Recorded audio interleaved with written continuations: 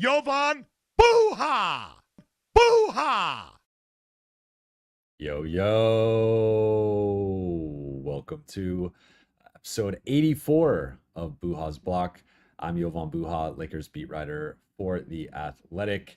We're going to go about 45 minutes today with this stream until 4 p.m. Eastern, 1 p.m. Pacific time. It's been a crazy, slept like 3 hours, been doing interviews, been calling people, texting people, writing, preparing for this episode. So I'm going to go again about 45 minutes here. Literally, I'm going to get kicked out of my hotel room in 45 minutes and have to go to the airport to fly back from New York to LA. But today's episode, I want to do a brief Luka to Lakers Q&A, ask some questions, and go through them relatively quickly, then get to your questions in the chat. So I think I've had a little bit of time to digest this, a little bit more conversations with people and just sort of shaping how I view all this. So before we get started, you guys know the drill. For those watching on YouTube, please be sure to hit that subscribe button, turn on channel notifications, and like and comment on this video. And for those listening on Apple Podcasts, Spotify, or your podcast platform of choice, please be sure to follow, download, and leave a 5-star review. All right, so the first thing I wanted to start with, and I didn't really get to touch on this last night, is the end of the LeBron and AD era. And this trade officially ends it at about 5.5 seasons, technically a little bit more, but 5.5 seasons of the LeBron and AD era. And I think it's an unequivocal success. They won a championship their first season. They made a conference finals. Obviously, the in-between seasons did not end up going the way that they planned. And there was the whole Russell Westbrook debacle that really, in my opinion, derailed the end or the second half of that partnership. But Anthony Davis is a first ballot Hall of Famer. He is going to have his jersey retired by the Lakers. If we are ranking the best Lakers of the post-millennium, of course, Kobe, Shaq, and LeBron are the top three. And then I think right there at number 4 is Anthony Davis. Like, I think Pau deserves consideration for that number 4 spot, but it is Anthony Davis. He was just at a different level, particularly defensively, but even offensively during the bubble run. And overall, he was a better scorer, better rebounder, and better defender. So Anthony Davis, like the Lakers are going to miss him. There was, as my colleague at The Athletic, Sam Amick, reported, I think there was some concern longer term as to like, what the post-LeBron era is going to look like, and could he truly be a true number one moving forward. But I don't, like, the Lakers were not shopping AD. They were not trying to get rid of him. They were planning to move forward with a post-LeBron future with AD. And this trade just happened to become available. Mark Stein reported that the first talks between Rob Pelinka and Nico Harrison were on January 7th. But my understanding, and as others have reported, this really came together in the last like 48 hours in a serious sense, in terms of Jeannie, Rob, and JJ talking about it, Rob alerting Rich Paul and AD about it, and then finalizing the 3-team nature of the deal really in the minutes after the Lakers beat the Knicks. So I just wanted to give AD his flowers as being, I think, one of the best defenders of all time, one of the most versatile big men defenders we've ever seen. That 2020 bubble run was incredible, and AD is going to be missed. He was the Lakers' best player this season. I think he was their best player last season, at least for the second half of last season. And again, was going to be a franchise cornerstone moving forward. This just happened to be such a great trade for the Lakers that they could not turn it down. It was trade for Luka and then figure everything else out. So I wanted to make sure I acknowledged AD on a personal basis. Like, I loved covering AD. We had a good relationship. He was very media friendly, a guy you could talk to after scrums and after press conferences and just shoot the shit with. So I think, shout out to AD. He deserves his flowers, and he is going to be a first ballot. I keep saying ballot Hall of Famer, and he's going to have his jersey retired by the Lakers. Question number 2 for me was, Why was this trade so surprising? Well, no one knew that Luka Doncic or Anthony Davis were available. And again, I don't think Anthony Davis was available. I think it was specifically for this package of getting Luka Doncic back. But again, people thought that this was a fake trade when it happened. People, I know several people that texted Shams directly asking him to confirm to them that it was a real trade, them as in like media members. And just even now, like when you saw the NBA player reaction to this, like a lot of people just did not believe that this was a real trade. And I do think on some level it's an indictment on the Dallas side that you make a trade and the consensus reaction is this is fake. This reporter got hacked. Like we need to see someone else confirm this. But it's also praise on the Lakers side of pulling off what I think could end up being one of the great trades of the 21st century in getting a generational superstar at their age 25, about to be 26 season. It's just incredible on the Lakers side. Next question is why did the Lakers do this? And I just kind of laid it out, but players like the reason people did not believe this trade was real, and not just media members, not just fans, but people around the league, is because generational players like Luka Doncic do not become available before they hit their prime. Typically, those guys, if they get traded or moved, it's between their second and third contracts or into their third contracts. He's still on his second contract right now in his seventh season. And this is a guy that has led a team to the finals, led a team to the conference finals. Right now, he is currently third all time in NBA history in the regular season in average points per game behind Michael Jordan and Wilt Chamberlain. In the playoffs, he is second in points per game behind only Michael Jordan. This is a generational scorer, playmaker, passer, offensive force, a guy who has done it, has hit game-winning shots in the playoffs, hit game-winning shots in the regular season. Arguably, from like a maestro perspective, the best or second best. Like it's between him and Jokic, and Jokic has a bit of a different skill set. Obviously not as much like bringing the ball up the floor and like running high pick and roll and like he's more around the elbows and top of the arc and stuff. But I would still lean Jokic overall, of course. But Luka is like right there in terms of guy you want with the ball in their hands in the playoffs. You could make an argument for Luka based on his track record, but he's in the conversation. And to get that type of player, like this ultimately, we're going to get into the short-term impact, but this ultimately was about the long-term of you trade a 31-year-old for a 25-year-old. AD is about to be 32. Luka's about to be 26. So there's a 6-year gap there. And you get the better player, you get the younger player, and now you have all this optionality where LA, depending on what happens with LeBron in terms of his contract for next season or after the 2026 season, does he retire? We'll see what happens with that.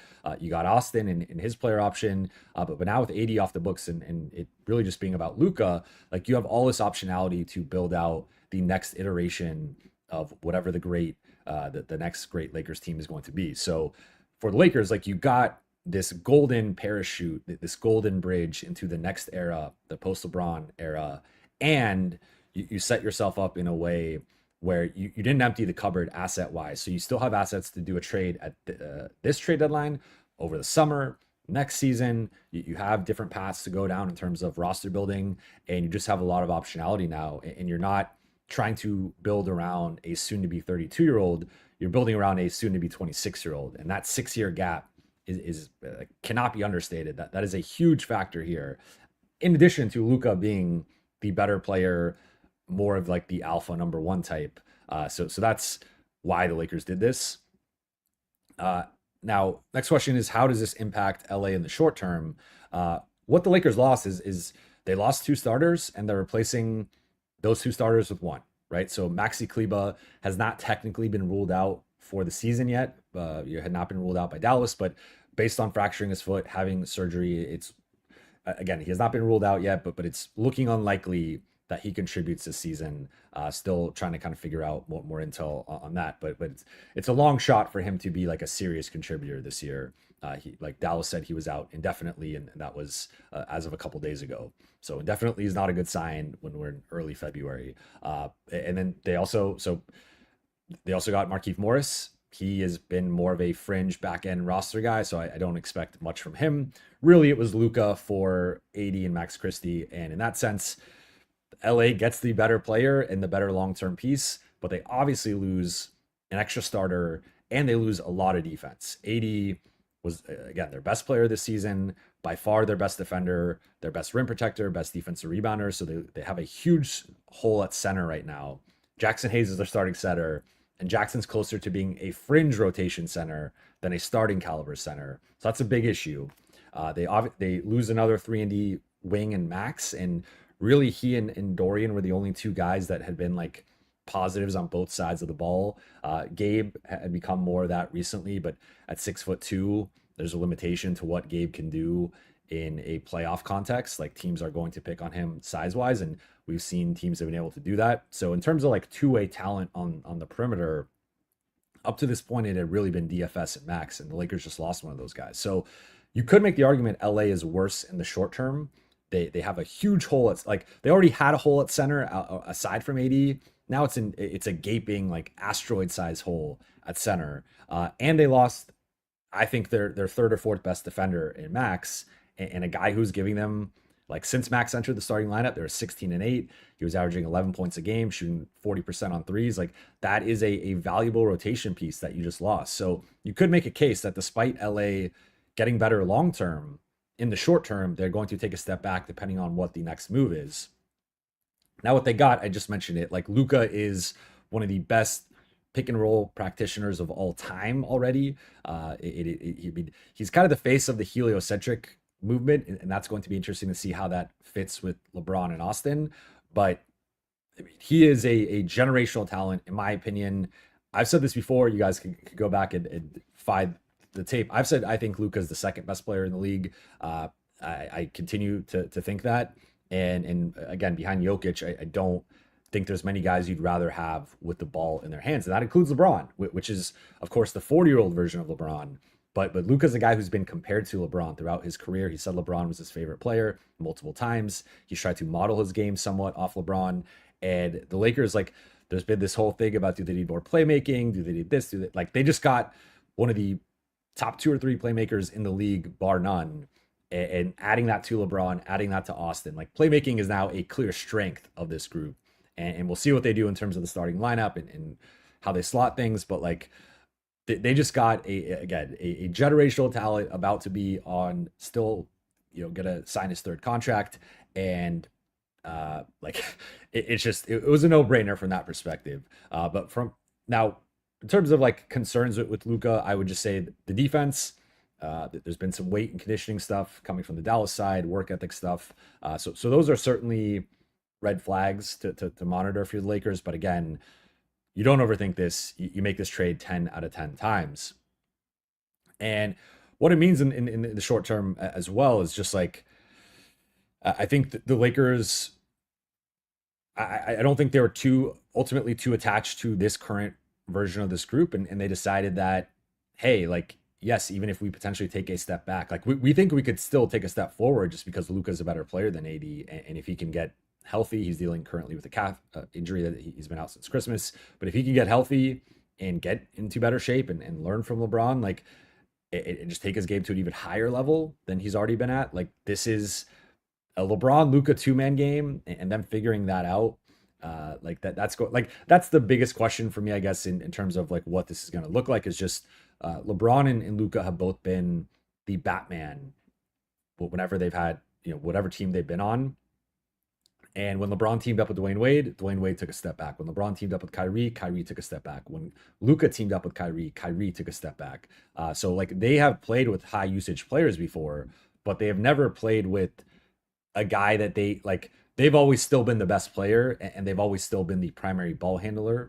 And I think for both players, they can look at the other one. LeBron could say, I'm LeBron. I'm arguably the GOAT. I'm still doing this at a high level at 40, and I've seen every defense. I've played for 22 years.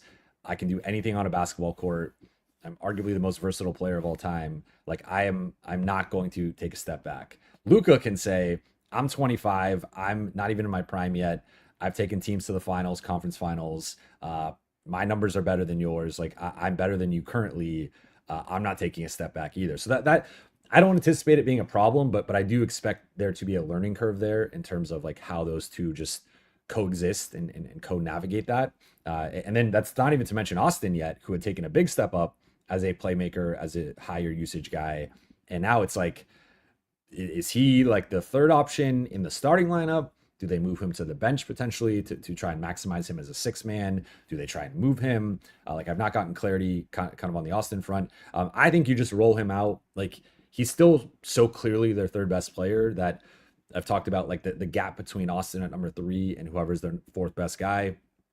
You can make a case like it's just as big as it ever was. And in that sense, like I don't know if you overthink it and move him to the bench, but there are some concerns with a Luka Austin backcourt defensively, and then you also have to figure out like how is that going to look offensively. So I think the offensive end, figuring out the hierarchy, the new system under JJ and what that's going to look like, because Luka's been a heliocentric guy who plays high pick and roll basketball, and there are ways to work that into the offense JJ wants to run. But it's going to take some sacrifice on Luka's side. But really, I think it's probably going to take more sacrifice on LeBron's side. LeBron playing off the ball more. LeBron playing more like a big man. And with that said, just thinking about the Luka LeBron two-man game and how lethal that can be. And LeBron in the short roll, he could get downhill, finish at the rim, spray out to shooters. Like think about the way Steph and Draymond have operated, and you are doing that with Luka and LeBron. LeBron can play the Draymond role. We saw it with Team USA, but he could do it at an even higher level. He's a better passer than Draymond. And then you could do the reverse where LeBron has it. Luka can screen for him. He could pop out for threes. He can also slip, operate in the short roll. Obviously, he's not going to penetrate or get to the rim in the same manner that LeBron can. But Luka with a 4-on-3 advantage or LeBron with a 4-on-3 advantage is going to be just absolutely impossible to stop for these teams as long as the Lakers put the right pieces around them. In terms of my projected starting lineup for now, I think it will be Jackson, LeBron, DFS, Austin, and Luka. I would be surprised if they keep starting like Rui. We've talked about that before even this trade. We talked about swapping in DFS for Rui.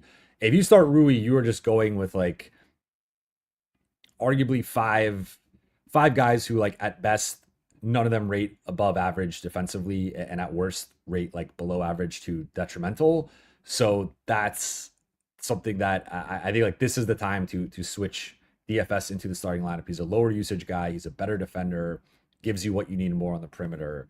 And then again, I think you got to figure out that fit spot. How does this impact the Lakers in the long term is my next question. And you got the Luka contract situation. So he is extension eligible this summer. He can test free agency in 2026. So that is something to monitor in terms of just how things go. And there's a disaster scenario where things go south and Luka leaves in 2026. I don't anticipate that happening.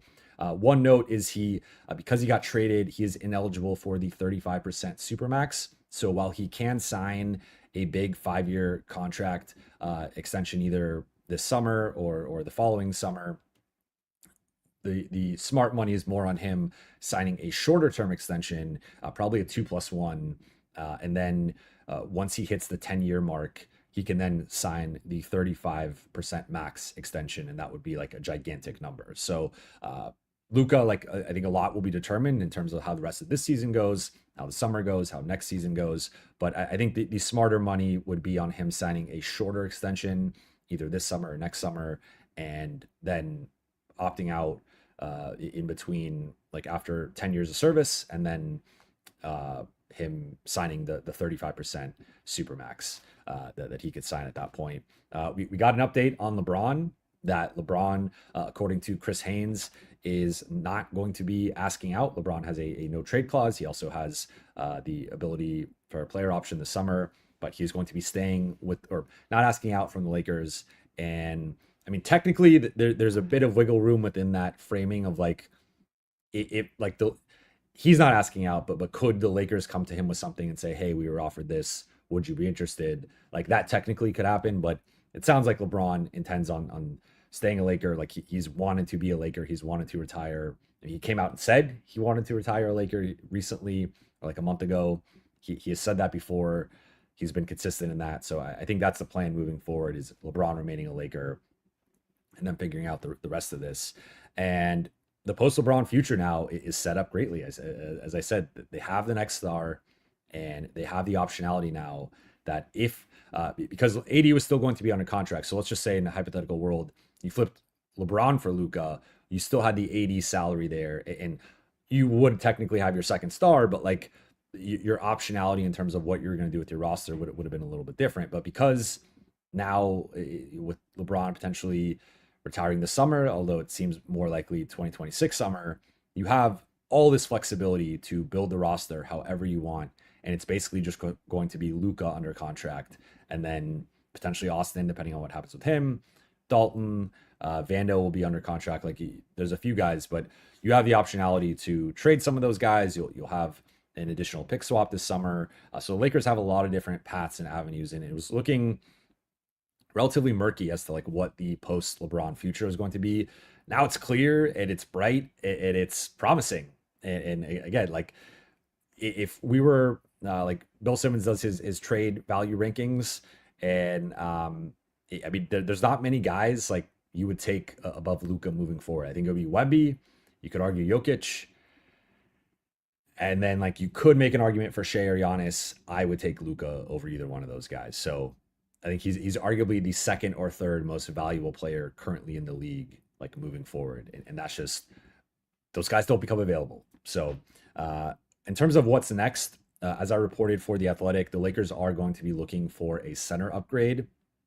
The question is going to be, how much draft capital are they willing to give up? And my understanding is they are debating whether it's worth giving up a first round pick or not, or potentially keeping that first round pick for another move down the road, and maybe playing the buyout market, or can you get a Day'Ron Sharp for a 1 second round pick, or you know, can you flip a pick swap or something into multiple seconds and then have a little bit more optionality in terms of getting a big man for some seconds instead of maybe a first? Because still dating back to my prior reporting, like the intel had been the Lakers did not really want to use their first. Of course, if Luka Doncic becomes available, you use your first, and you wisely are able to keep the second first out of the trade.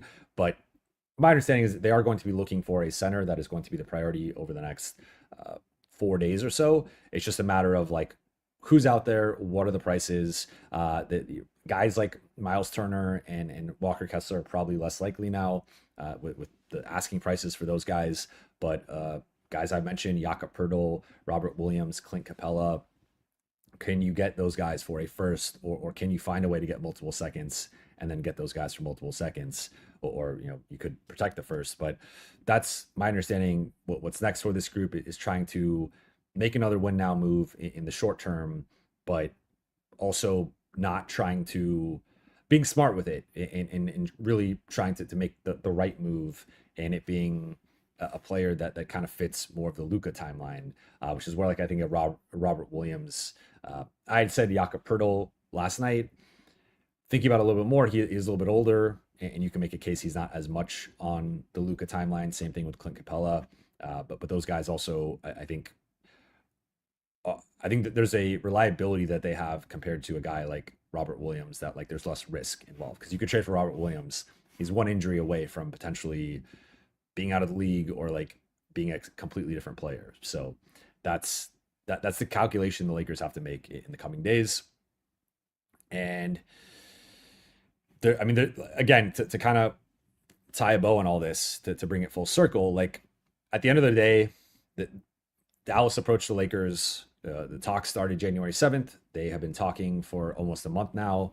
And when it came down to it, they were offered a generational superstar who has had incredible, historic, unprecedented success statistically up to this point.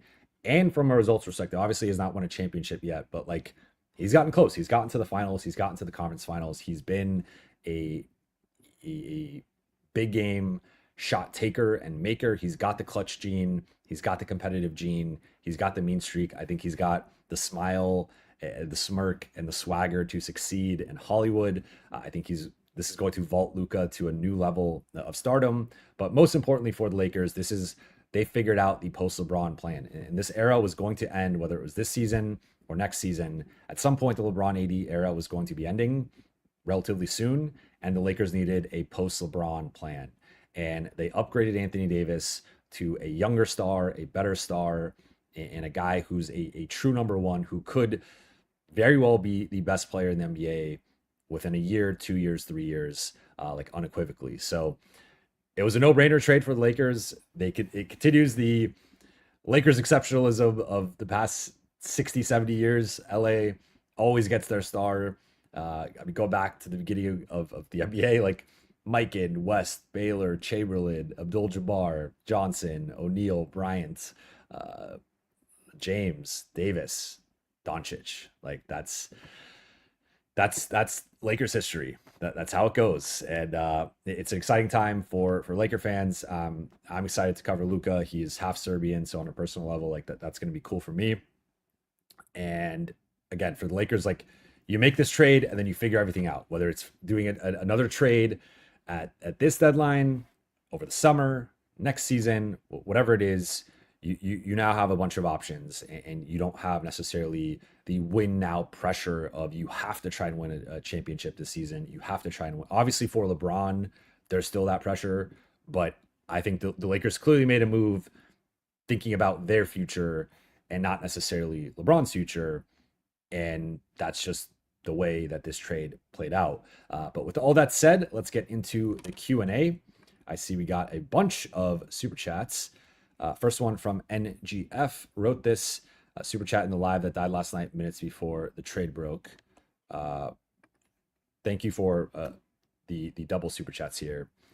Does Rob take motivation from Kobe in times like these? Boldness required with that vanguard gone. Your sense of the competitive fire that exists in the front office at an inflection point like this. I don't want to speak for Rob, but he does reference Kobe and like I think that is along the lines of how he thinks and making a bold move like this. So I would not be surprised if you asked him this directly and he echoed something similarly. In terms of the competitive fire, like I think they just made one of the biggest trades in NBA history. One of the most shocking, I think arguably the most shocking trade. I would probably say the most shocking trade in NBA history. So I think there's certainly a competitive fire within them.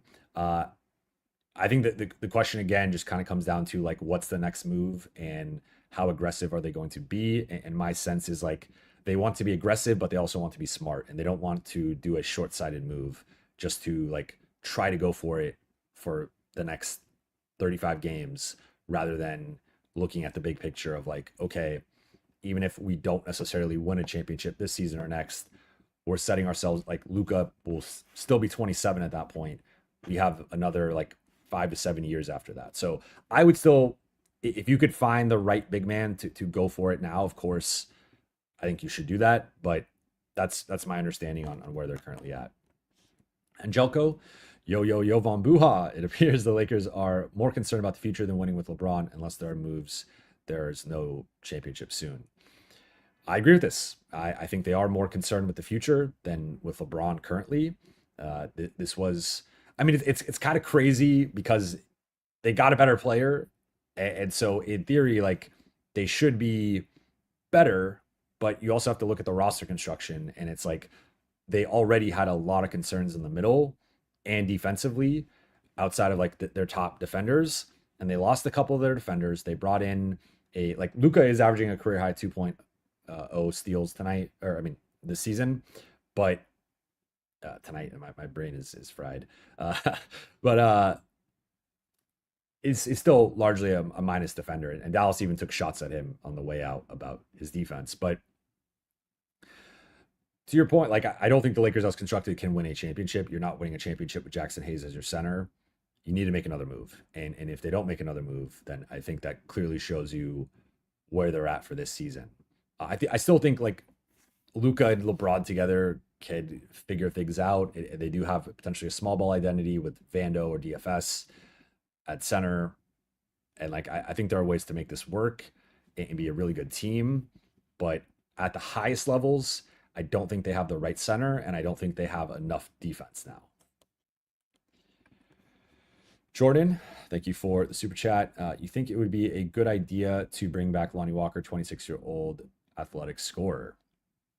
So LA currently does not have a roster spot They sent out 3 guys, they got 3 guys back, so they would need to clear one to add Lonnie. I would say add Lonnie depending on what the other move is. He would not be my first choice just because I think already, like if they stand pat, there's a bit of a backcourt logjam where like Luka technically can like play like more of a wing role, but he typically starts in the backcourt. So I think your backcourt would be Luka and Austin or Luka and Gabe with Austin as a 6 man. And you could still use, I guess, technically a fourth guard. Maybe Dalton slots down a little bit more and plays more backcourt minutes. But I would not say, like, to me, the priority is a better center and another 3-and-D wing. I think Lonnie, like we've talked about it, they can use more athleticism. They could use more scoring punch off the bench. But I would say one more wing to replace Max and one more big that's better than Jackson would be my top 2 priorities. Stephanopoulos, craziness, man. Love Austin, but if this team has any chance, he needs to be the 6 man or trade for a starter that fits better with Luka and Braun. You can make that case. I think it was one thing with Austin as the third option next to a big man and like a big point forward / point guard, whatever you want to label LeBron as. Now with like 2 of those types of guys, there is a limitation to I think Austin's like ceiling. I still think he's a good third option, has become that. I still think there is a way to work that he's skilled enough to make, like, I think it probably turns him more into like a catch and shoot off ball guy. And I think he can do that. But my bigger concern is probably just the Luka Austin backcourt defensively and what that ultimately looks like. So I don't think they have to trade him, but once they traded AD and Max in the first, it's like, again, these were assets that they didn't necessarily want to trade at this deadline. So I do feel like anything is technically possible. So I wouldn't be like shocked anymore if they trade Austin, but I still think they value him highly, and they're not just going to like I've seen some trades where it's some of the guys from like my trade target list, and they're just like throw Austin in like for Jakob Poeltl or Miles Turner. And I still think the Lakers got to be careful with just like dumping him.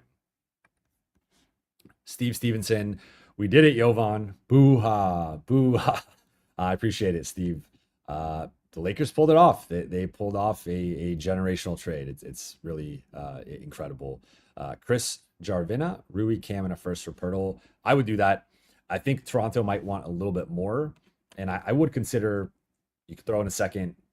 You could throw in a swap. Like, what one thing that kind of shifts here is like, because of some of the uncertainty with, I would say, with AD being a little bit older and the health, and then with LeBron potentially retiring, like I think the Lakers first round picks in 2026 and 2028 lose a little bit of value, because I think they will be like Luka with just like a decent supporting cast is going to be a good team. So I think you can make a case like the 2026 pick, you could use that as a pick swap, and you're not losing like that much value compared to what it could have been if LeBron retired then, and then you were relying on like a 33, 34-year-old AD. That pick, I think, kind of changes its value a little bit. So, but if that's the trade, I would like that. Poeltl doesn't, again, he's a little bit, I want to say 29. He's a little bit on the older side, but doesn't like not fit the Luka timeline. Though I will note, like, one thing I like about Robert Williams is like he's a lob threat. Luka does great with lob threats. We've seen it with Derek Lively, Daniel Gafford. Like Luka with lob threats is lethal. And I think if you could get a lob threat, like he'll make Jackson look good offensively. I just think defensively and rebounding, there's concerns with Jackson. Ooh to the we. There were questions still about whether AD could be a 1A if we get a good center. I think Lakers future and the season look better. Also Vegas odds. Well, Vegas odds are always kind of inflated with the Lakers, just to be honest about that and kind of push back a little bit. I wouldn't like, I mean, just looking, if you do the Lakers depth chart, and again, like they're starting Jackson Hayes, like that is, if you want to put the Lakers wherever you rank the Lakers in the top 10, I still think they're a top 10 team, but wherever you want to rank them, Jackson Hayes is by far the worst starting center of any of those top 10 teams. Like not even like close. I mean, think about like Porzingis, Chet Holmgren, or Isaiah Hartenstein, Alperen Şengün, um, Jaren Jackson Jr. Like go down the list of each team and Zubats. Like those guys are all like multiple levels higher than Jackson Hayes. So that's the. I agree if they get the good center, but as constructed, they took a massive step back at the center spot and a massive step back defensively. And could they just outscore teams? That's potentially possible. You could lean into the off. Maybe you keep Rui in the starting lineup and you just lean into the offensive end.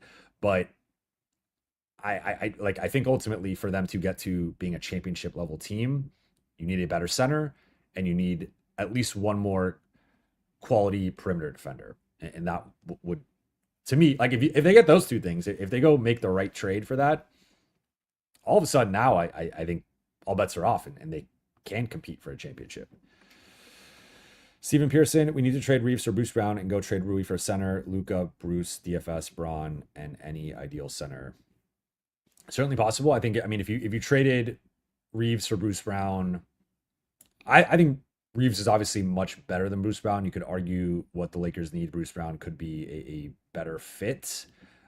You could probably get an asset back from Toronto, actually. I don't think you need to attach anything else. I mean, you do, from a salary perspective, it would probably have to be Austin and Gabe, and maybe Gabe's value offsets. I still think Toronto would probably have to give something up. Maybe you could get another young piece, but I think the Lakers would aim higher for an Austin trade, to be honest. But I like where your head's at in terms of like the type of guy that they need. And then, yeah, I think the obvious one is Rui for a center. Rui and a minimum and a draft, some form of draft capital for a center. Sway, trade Rui, Reeves, and Gabe for Sabonis. I don't think Sacramento does that. Especially with only one first round pick, I think they'd want a bigger haul for him. So I think Sacramento says no. But that is, I also think for Sabonis, the defense, like he's great. He's a really good player. He's an all-star level, all NBA level player, but I think there's a defensive limitation there that I would ultimately like a better defender. Mo Love, who is our point of attack defender now? It's a good question. I guess it's Gabe, and then it could also be Vando, and we haven't, like, there's been no update yet really in terms of Vando's minutes restriction or where that's at. You could start Vando. Could you start? You could get really funky and go like Jackson, DFS, Vando, LeBron, Luka, bring Austin off the bench, I guess, and figure it out that way. But that's unclear right now. I guess it's Vando or it's Gabe, but like as of now, neither one of those guys is starting, and you could make a case that DFS makes more sense as like a two-way guy starting over Rui. So then it becomes like, do one of those guys start over Austin, and how does that all play out? Jonathan Frazier, thank you for the super chat. NBA fan, Luka's not top 2. That's ridiculous. But how do you anticipate Luka getting better? His weight and work ethic aren't going to improve over time. His defense isn't going to improve either. I disagree, but you are entitled to your opinion. And dude just led a team to the finals, so I don't think it's like that insane. And just the playoff run that they had last year, like they ultimately didn't have much of a shot against Boston, but I don't like. Who like Luka versus Giannis? Obviously, Giannis is the better defender by a lot, but I would argue Luka's game translates better to the playoffs offensively by a decent amount, and he's arguably done more with less, in my opinion. And then Shea is the other guy you could throw in there, but we just have like Luka outplayed Shea when they played in the playoffs, and Luka's been to a couple of rounds further, twice than Shea. So I'm a Shea guy. I just don't think he's on the Luka level. And again, I mentioned, to say nothing of his passing, and this is a guy who's triple double threat, like one of the best passers in the league. But from the scoring perspective, again, third all time in the regular season behind MJ, and Will second in the playoffs behind MJ. Like, it's pretty hard to dispute that. But in terms of the weight and work ethic, I think a benefit of this whole situation is going to be him learning from LeBron. And what better example to set for Luka. And like they have a good relationship. Luka has idolized LeBron. LeBron has reciprocated that in terms of his fondness of Luka, and they have a good dynamic. So I think they're going to fit great. And when Luka sees the time LeBron shows up for practice, the extra work he puts in, the way he takes care of his body, I can't help but think that will rub off on him. I also think Luka is a guy who takes things very personally, and he's gonna have a vendetta for being traded against Dallas and like just some of the dirt that's been thrown on his name over the past 24 hours. So the defense, I think there will always be a relative limitation there. So I'm not gonna say he's gonna become like some above average defender, but I think we've seen him lose weight a couple times, and I think the weight sometimes when you are in a situation where everything's built around you, you can get a little complacent. And I think like it's again, it's easy to kind of say certain things about a player on the way out. They were not saying a lot of these things while he was there. There was a little bit of buzz, but not to this level.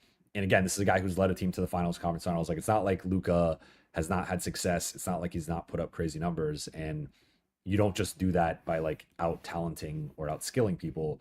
There's an element of work ethic there. So I think the notion that like he does not work hard for the success and the numbers he's had, I don't think those two things add up personally. So again, are there weight or conditioning issues?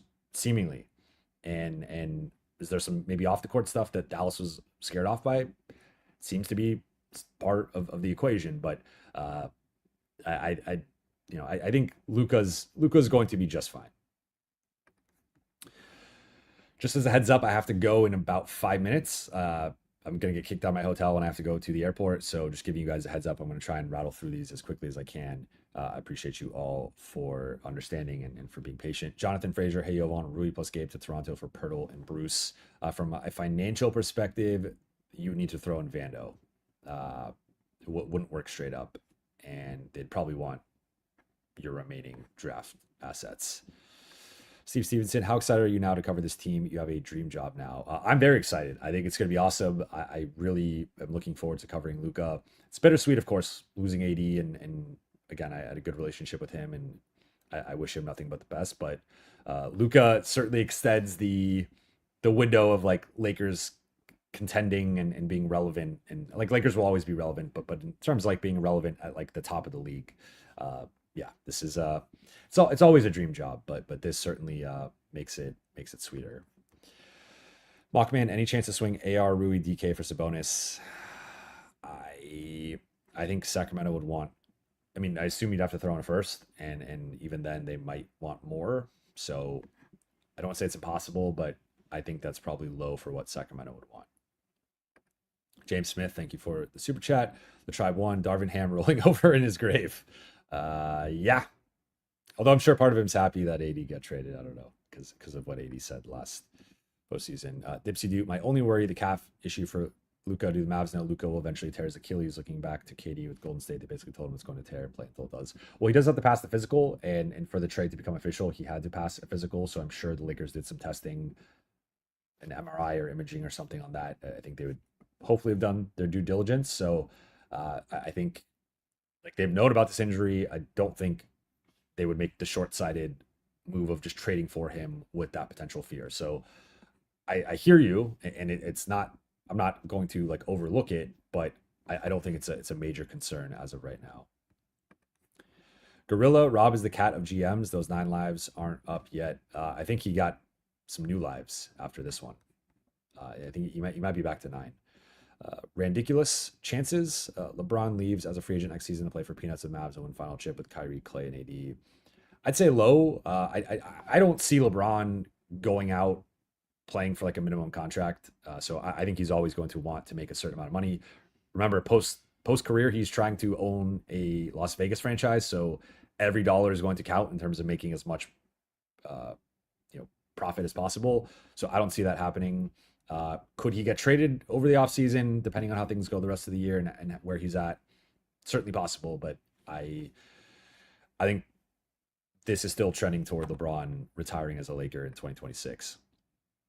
Yo, are there any centers the Lakers could trade for that they potentially flip for Bam when LBJ retires? Super chat from Sween. Not off the top of my head. Like I think the most realistic names are not names you are flipping for Bam. So I think that's unrealistic for now. Glenn Kamita, what would AR and Rui in the first round pick combined in a package bring back to the Lakers? It's a good question. So Rui and AR gets you to about 30 million. So like 30 in a first. I don't think you get like you don't get into like, not that you'd want Fox. I'm just trying to think about like the players in that price point. That's a good one. Like I'm gonna do another trade target video for or episode for Buha's block. So I will follow up with some of this, but off the top of my head, I mean, you could probably get Miles Turner plus something else from Indiana. You could get Pirtle plus something else from Toronto. Like I think the Lakers would be aiming higher than Pirtle. Maybe Turner is a sweet spot there, but that's like off the top of my head. I would have to think about it more, and I am in a little bit of a time crunch here. Rolla Pelinka would be GM of the year if we now grab Kessler. I think he's already GM of the year now. Getting Luka is just an insane get. But Kessler would obviously be a perfect fit. Charles Chestnut, how about Austin, Rui, and Dalton and a pick to Indy for Turner, Neesmith, and Nemhard? I know Indiana said it wants a big back in a Turner trade, so this proposal might be a non-starter. That's another good point that when I just talked about Turner, like they do want to. That's why with my two Turner trades I did on my trade targets episode, I did 3-team trades where they got back a center. Probably have to be some form of that. I think they'd want more for those 3 guys because already for Turner they want more than a pick, and then Neesmith has some value, Nemhard has some value. He also has a bigger contract kicking in. That's a factor to consider. So I don't think Indiana would do this, even putting the center need aside. But again, I like where your head's at. Sincere motives. Thank you for the super chat. Can we trade the Maxey contract or nah? I believe they can. The problem is no one's just going to want to take on Maxey's contract with an injury. I'm pulling up his contract. I believe he's got 1 more year. Yeah, so he's got 1 more year at 11. This is arguably worse than the Vando contract now, despite Vando having an additional 2 more years. Or no, 3. Vando's got 3 more years after this. Maxey's got 1, but he's probably out for the season. So can they trade it? Yes, but you're going to likely. I mean, it's probably going to cost the first to dump it somewhere, and I don't think the Lakers are going to do that. Dream Lakes 23. Jovan, does this make sense to either move Austin to 6-man or get a more complimentary package in return for Luka and Brown? Bulls, Portland. Bulls. I never know what the Bulls are doing, to be honest. They're always in a weird zone in terms of their thinking. Portland. The thing is, they got Shaden Sharp, they got Scoot, they got Anthony Simons. You could argue like Austin makes more sense than 1 or 2 of those guys, specifically Simons and Scoot. But I think between the 2, it would make more sense to just move him to the bench and make him the 6-man. But I also wouldn't be surprised if he's been playing so well. I don't think like the Lakers. I still think there's a depth and talent issue here near the top of the roster, and I don't know if like minimizing Austin's role as a 6-man, like you might just have to lean far more into the offensive end, and I feel like that's probably the way that they're leaning. King of Jokas Entertainment, 3-team trade: LA, Turner, Indiana, Vooch, Chicago, Rui, Wood, 31st. Try to get Martin from Philly. That's kind of along the lines of my 3-team trade. So I think if you're, I think both teams would well, so Indiana would want a first in addition to Vooch. That's the complicating thing here. I think Chicago does this because they're getting a first for Vooch, but Turner has more value than Vooch. So I think Indiana would actually want the first, and then Chicago would want some additional stuff. So that's where it gets complicated. But like that framework in general, I like. HR says, I never trust an obese athlete to stay in shape. I wouldn't quite say he's obese, but I hear you. I think Luka deserves the benefit of the doubt in a new situation, learning from LeBron. I could be wrong, and if I'm wrong, you guys can call me on it in the future. But for now, I got 2 more super chats here. Then I am wrapping. Mohamed Alavi, LeBron and Bronny to the Warriors for Wiggins, Kuminga, Looney, Schroeder, Post, and a 2026 first round pick. I think Lakers will probably want a little bit more draft capital, as crazy as that sounds, but that's not like, if they were going to make that trade, that's probably along the lines of the framework. It would just have to be LeBron signing. Like, basically, it comes down to, would LeBron sign off on that? And it seems like he wants to stay in LA. So for that reason, I don't think this is going to happen. But if LeBron wanted out and the Lakers were open to trading him, I think that's probably along the lines of like a realistic return. And Joe said, sorry if all, thank you for the super chat. Sorry if you answered already. Please tell me there will be a second move. No way, this is the only trade, right? Percent chance they make another trade, 75%. I'd put another trade at like 60, 65%. I wouldn't go quite as high as 75. I would go more likely than not. But again, I think they're trying to be shrewd here in terms of how they build this roster moving forward. So we shall see. But I think this is the perfect place to wrap. I do have a flight to catch, and I see my mom dropped a super chat, and okay, my mom says she wants Boricua on the team. Pieter says at work, just came home, I just came on to say yo. Shout out to Pieter. Shout out to my mom, and shout out to IS, who says need to go all in and win this year for Max and AD. But that will do it for this episode of Buha's Block. Thank you all so much for watching and listening. For those watching on YouTube, please be sure to hit that subscribe button, turn on channel notifications, and like and comment on this video. For those listening on Apple Podcasts, Spotify, or your podcast platform of choice, please be sure to follow, download, and leave a 5-star review. I will be back, barring another trade happening, which at this point I'm just like, I'm ready for anything for the next 4 days. I will be back tomorrow with another, not sure if I'm going to do an episode or a live stream. Probably lean toward doing another live stream. But I will be back tomorrow with additional content. So be on the lookout for that. Thank you all for tuning in, watching, listening, and supporting. This is, I'm still processing all this, but it's an exciting time for the Lakers. It's an exciting time to be covering the Lakers. It's an exciting time to be a fan of the Lakers, and I'm looking forward to what the next few days like with the intro press conference and all that stuff. But a lot to report on, uncover, analyze in the coming days. Tune in, turn on those channel notifications so you don't miss it, and I will talk to you all very soon.